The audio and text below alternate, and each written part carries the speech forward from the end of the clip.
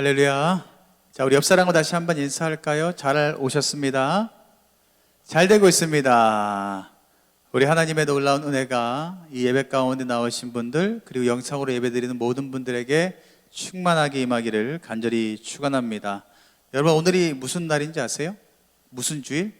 어린이 청소년 주일이라고 하더라고요. 여러분들은 해당 사항이 안 돼요. 여러분들은 청년이니까. 그럼에도 불구하고 마음만은, 그리고 날마다 주님께서 주시는 그 은혜만은 어린이 때 받았던 그 은혜, 청소년 때 만났던 그 하나님 매일매일 만나시기를 주님의 이름으로 간절히 축복합니다. 요즘 들어서 제가 모든 사람들에게 질문을 할 때 가장 많이 듣는 핑계 같은 대답이 있는데, 그게 뭔지 아세요? 코로나 때문에라는 핑계예요. 코로나 때문에.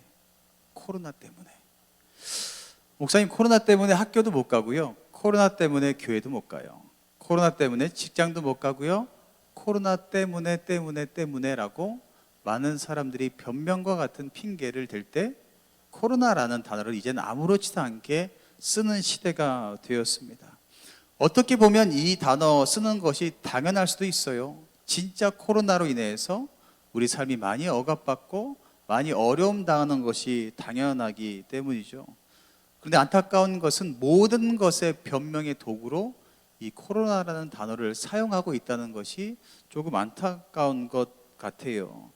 근데 우리가 잘 아는 것이 무엇이냐면, 인간의 본성 가운데 뭐가 숨겨져 있냐면 변명이라는 것을 나도 모르게 하는 습성이 숨겨져 있어요. 이게 언제부터 시작되었냐면, 여러분, 하나님께서 이 땅 가운데 모든 것들을 창조하시고 아담과 하와 에덴 동산을 만들 때부터 이 인간의 마음 가운데 변명이라는 것이 숨겨져 있었거든요. 아담과 하와가 선악과를 딱 따먹고 숨어 있을 때 예수님께서 물어봤죠. 야, 너 왜 먹었어? 라고 말했을 때 아담이 어떤 핑계를 대요? 하나님께서 나에게 주신 저 여자 때문에 먹었어요. 그리고 더 나아가 뭐라고 이야기해요? 저 뱀 때문에 내가 이것을 먹었어요. 자신의 잘못을 절대 이야기하지 않고요, 다른 사람에게 책임을 전가하며 변명하는 모습이 태초부터 시작되었던 인간의 모습이에요. 그래서 어떻게 보면 요즘에 하는 코로나라는 그 변명, 어떻게 보면 당연할 수도 있는 것 같다는 생각이 듭니다. 변명이라는 단어를 제가 한번 국어사전에 찾아봤어요. 그런데 이런 뜻이 있더라고요. 어떤 잘못이나 실수에 대하여 구실을 대며 그 까닭을 말하는 것. 어떤 잘못을 했는데 핑계를 대는 거예요. 야, 내가 이럴 수밖에 없었어, 이럴 수밖에 없는 이유가 있었어라고 변명하는 것이라고 이야기하죠. 거기에선 자신의 잘못을 이야기한다라고 나오지 않아요. 자신의 잘못을 깨닫고 회개한다라는 단어가 나오지 않고, 어떻게든 이 일이 발생한 원인을 이야기하며 문제를 해결한다라는 뜻으로 사용되고 있습니다. 오늘 말씀에도 이러한 변명의 장면이 나오고 있어요. 사울이 사무엘에게 하는 변명이거든요. 그 변명에 대한 하나님께서 어떻게 대답하시는지가 명확하게 나와 있습니다. 변명을 하고 그 변명을 들으신 하나님께서 어떻게 행동하시는지 오늘 말씀에 분명하게 나와 있어요. 어떤 일이 벌어지는지 우리가 한번 살펴보면서, 변명을 하면 하나님이 이런 것을 행동하시는구나라는 것을 우리가 좀 깨달았으면 좋겠습니다. 여러분들, 사울왕은 첫 번째 이스라엘 왕이 되고요, 그리고 그 왕이 되고 첫 번째 전투, 암몬 전투에서 11장에 보면 승리하게 됩니다. 그리고 이 승리의 기세를 몰아 이 왕이 어때요? 야, 우리를 매일매일 괴롭혔던 이 블레셋을, 이 기세를 몰아 한번 물리쳐보자 라고 생각을 합니다. 그러면서 이제는 쩔쩔매는 나약한 국가가 아니라 내가 왕이 되었으니 내 힘으로 굳건한 왕국을 한번 다스려 보아야겠다라는 생각이 이 사울왕 마음 가운데 들게 됩니다. 그래서 자신도 모르게 하루 강아지 무서운지 모르고 어때요? 이 블레셋을 먼저 치기 시작합니다. 13장 3절과 4절에 보면 요나단이 게바의 블레셋 수비대를 쳤다는 소식을 사울왕이 듣게 돼요. 그래서 사울왕은 나팔을 불며 모든 이스라엘 사람들을 길갈로 모으게 됩니다. 왜요? 전투를 하려고. 먼저 블레셋을 치기 위해서 그렇게 행동을 하죠. 그런데 어떤 일이 벌어집니까? 게바에서 이스라엘 백성들에게 전투에서 진 블레셋이 요놈 봐라, 가만히 놔뒀더니 우리를 건드리네. 이 화가 난 블레셋이 모든 그 군인들을 모으게 되죠. 그러면서 모든 군사를 다 모아 이 이스라엘을 치려고 합니다. 그 블레셋이 모았던 군대의 숫자가 5절 말씀에 나와 있어요. 뭐라고 나와 있냐면 블레셋 사람들이 이스라엘과 싸우려고 모였다. 그런데 병거가 3만이요, 마병이 6천 명이요, 백성은 해변에 모래같이 많더라. 그들이 올라와 벤 아윈 동쪽 믹마스에 진 치매라고 이야기하고 있습니다. 인원 여러분 상상이 가세요? 어마어마한 인원들이, 상상을 초월한 인원들이 몰려왔다라는 거죠. 막상 이 블레셋 모든 사람들이 모래알 같은 이 군인들이 몰려온 것을 눈으로 딱 본 사울왕 마음 가운데, 이스라엘 백성들 마음 가운데, 그렇게 패기 좋게 블레셋을 물리치겠다라고 이야기했던 그들의 마음 가운데 뭐가 찾아온 줄 아세요? 두려움이라는 것이 찾아오기 시작합니다.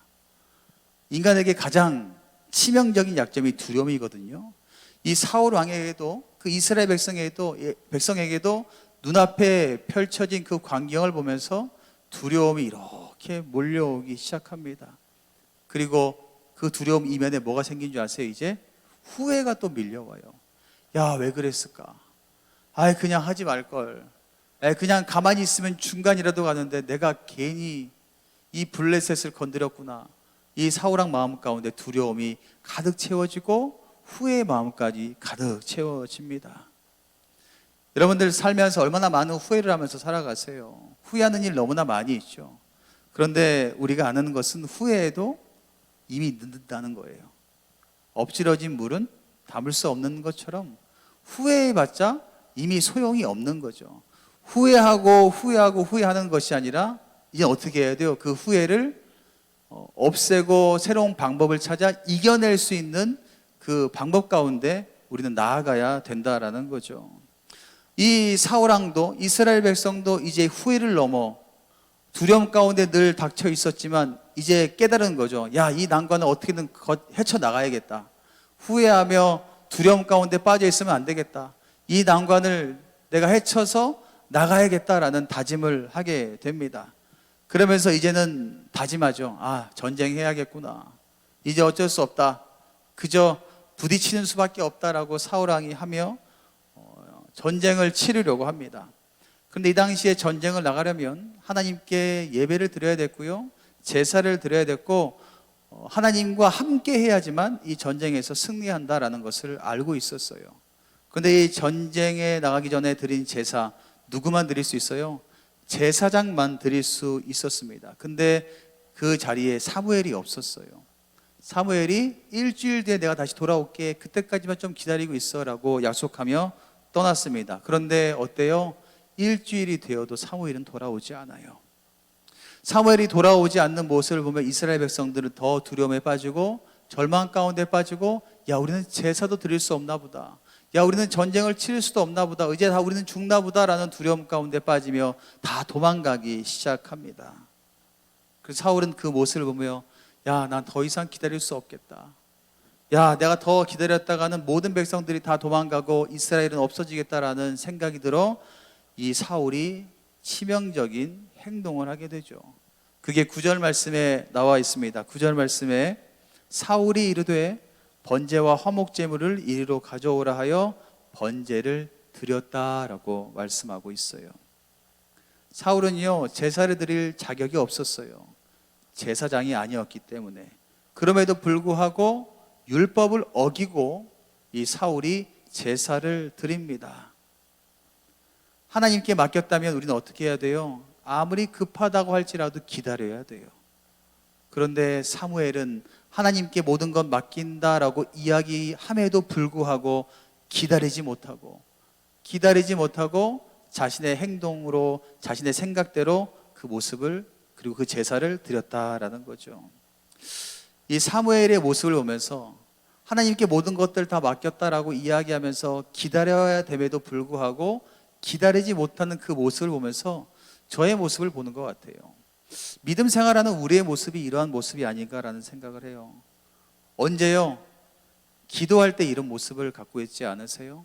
어느 시험을 앞두고 대학 입시를 앞두고 취직을 앞두고 많은 사람들이 어떤 거래요? 뭐 30일 작전 기도를 한다네, 100일 기도를 한다네, 뭐 어떠고 다 정해놓고 기도를 하잖아요. 그러다가 어때요? 일주일만 지나도 왜 응답이 없어요? 한 달이 지났는데도 왜 응답이 없어요? 자신이 정한 그 기간 내에 맞추어서 하나님은 꼭 응답을 해야 돼요. 그러면서도 불안해하고 하나님께 모든 것 다 맡겼다고 이야기함에도 불구하고 하나님의 방법이 아니라 내 방법대로 행동할 때 너무나 많이 있지 않습니까? 그렇다면 왜 기도를 할까요? 그렇게 자신의 마음대로 할 거면 기도할 필요도 없는데 하나님께 맡긴다라고 이야기하면서도 기도를 하면서도 자신이 원하는 대로 행동하는 모습들, 사울왕의 모습이 저의 모습과 여러분들의 모습은 아닌가 살펴보았으면 좋겠다라는 생각을 해보게 됩니다. 그렇게 사울은 어때요? 이미 사고를 쳤어요. 이미 제사를 드렸고요, 하나님께서 약속하신 율법을 어긴 행동을 하게 됩니다. 그 제사가 끝나고 얼마 뒤 약속한 날 사무엘이 도착을 하죠. 도착한 사무엘은 바로 알아차립니다. 사울왕이 율법을 어기고 제사를 드린 것을 눈치채죠. 그러면서 물어봐요. 왜 제사를 드렸어요? 하나님을 이용하려고 제사를 드렸습니까? 라고 물어보았을 때에 사울은 반성도 없이 죄송함도 없이 무엇을 했는 줄 아세요? 변명을 하기 시작합니다. 11절과 12절에 이런 변명을 해요. 백성도 흩어지고 당신도 정한 날에 안 왔잖아. 블레셋은 우리를 죽이려고 mikmas에 다 모였어. 다 죽겠구나라는 생각이 들었습니다. 그래서 부득이하여 번제를 드렸습니다 라고 변명하고 있어요. 부득이하게 어쩔 수 없이 번제를 드렸습니다 라고 이야기하고 있어요. 어떻게 보면 이 사울이 말하는 것도 당연할 수도 있을 것 같아요. 내가 죽게 생겼는데 그럼 어떻게 해요? 가만히 있을 수는 없으니 내가 이렇게 했어요 라고 이야기할 수도 있을 것 같아요. 그럼에도 불구하고 이 얘기를 다 들은 사무엘은 사울에게 화를 냅니다. 망령되이 너는 행동했어. 너는 하나님의 명령을 지키지 않았어. 그러니 너는 왕의 자리를 박탈당할 거야 라고 저주의 말을 퍼붓습니다. 사울은 억울할 수도 있어요. 어쩔 수 없는 행동임에도 불구하고 하나님은 사울의 그 모습을 보시고 망령되이 행동했다라고 말씀하고 있습니다. 이렇게 하나님께서 사울에게 말씀하신 이유는 어쩔 수 없이 하나님께서 행동하지 않으실 때는 없다라는 겁니다. 우리의 삶 가운데 하나님, 내가 어쩔 수 없이 그렇게 했어요 라고 말하지 않도록 하나님께서 만들어 주신다라는 거예요. 하나님께서 모든 것들을 다 다스리시기 때문에 무슨 일이든지 간에 어쩔 수 없이라는 단어는 사용되지 않도록 하나님께서 해 주신다라는 겁니다. 사울왕이 본 것은 앞만 봤어요. 하나님께 집중했던 것이 아니라 자신의 앞에 있던 모래알 같은 수많은 블레셋 그 군대만을 바라보았어요. 그러니 두려움이 찾아오게 되었고 후회가 찾아오게 되었습니다. 자신의 형편에만 주목하게 되었어요. 이 상황 가운데 사울에게 필요했던 것은 다른 것이 아니라 하나님을 신뢰하고 하나님에게 주목하는 것이었어요. 그리고 더 나아가 하나님의 뜻에 순종하는 것을 우리 주님께서는 원하셨습니다. 그러나 사울은 어때요? 하나님의 율법을 어기는 길로 들어서게 되었고 실패의 길에 들어서게 되었고 그 결과를 보신 하나님께서 물으셨을 때에 변명이라는 것을 하게 됩니다. 그 변명의 결과가 어때요? 여러분들 잘 아시는 것처럼 사울왕은 하나님께 버림받은 왕이 되고요, 그리고 이스라엘 백성에게도 버림받은 왕이 돼요. 그리고 군대의 그 전투를 앞둔 군대 수가 300명의 3,000명의 군대가 600으로 줄고 결과는 전쟁에서 패하게 됩니다. 사랑하는 우암의 모든 청년 여러분, 우리가 하나님을 주인으로 삼고 날마다 살아가고 있지요. 그리스도인으로 일하는 이름으로 날마다 살아가고 있지요. 그렇다면 하나님께서 허락하신 그 명령을 목숨과 같이 여기며 끝까지 지키시기를 간절히 축복합니다. 우리 하나님께서는 우리 삶 가운데 하나님 어쩔 수 없이 이 명령을 어겼어요 라고 말하지 않도록 하나님께서 다 만들어 주세요. 그 어쩔 수 없는 것은 누가 만든 거예요? 내가 만든 거예요. 우리 하나님께서는 하나라도 1.1획도 틀리지 않은 하나님께서는 어쩔 수 없는 것은 단 하나도 없어요. 근데 그 어쩔 수 없는 것은 우리가 만든다라는 것을 여러분들 꼭 기억하시기를 바랍니다. 그렇기에 분명 세상을 살다 보면 타협할 때도 있고요. 세상의 그 논리 가운데 살아가야 될 수밖에 없을 때도 있어요. 그럴 때 여러분들 어떤 걸 해야 되는지 아세요? 그 자리에 그냥 서 계세요. 그 자리에 서서 주님을 한번 바라보세요. 주님께서 나에게 무슨 말씀을 하시는지, 그리고 내가 주님과 어떤 약속을 했는지 그저 그 자리에 서서 주님을 한번 바라보았으면 좋겠습니다. 그리고 힘들고 어렵지만 말씀대로 살아가는 순종의 길을 택하며 걸어가 보시는 것은 여러분 어떨까요? 한 주간도 그렇게 한번 걸어가 보지 않으실래요? 주님께서 허락하신 그 순종의 길, 그 약속의 길로 여러분들 걸어가신다면 분명 주님께서 여러분들을 좋은 길로, 주님께서 승리의 길로 어쩔 수 없이 했어요 라는 핑계를 대지 않을 수 있도록 우리 하나님께서 여러분들을 인도하여 주실 줄 믿습니다. 오늘도 그 은혜를 누리며 살아가는 저와 여러분들 되시기를 간절히 축원합니다.